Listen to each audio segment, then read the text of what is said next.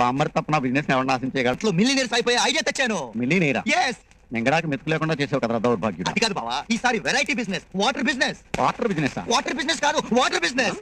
అడ్డంగా డబ్బు సంపాదించుకోవడానికి ప్రతి వాడు హుస్సేన్ సాగర్ నీళ్ళు కూడా ఫిల్టర్ చేసుకుని అమ్ముతున్నాడు. మనం పవిత్రమైన గోదావరి నీళ్ళే అమ్ముతున్నాం. వాళ్ళు సీసా 15 రూపాయలకి అమ్మితే మనం ట్యాంక్ 15 రూపాయలకి అమ్ముదావా? నువ్వు మనిషివా పశువా? నోటికి అన్నం తింటావా గడ్డి తింటున్నావా? బంగారం లాంటి చెరుకు తోట తవ్వించేసి చేపల చెరువులు అన్నావు, నా శ్రాద్ధం పెట్టావు. కొంచెరులో కొబ్బరి తోట అన్నావు, నా దినం చేసావు. నూజివీళ్ళు మామిడి తోటలు అన్నావు, నా మాసికం పెట్టావు.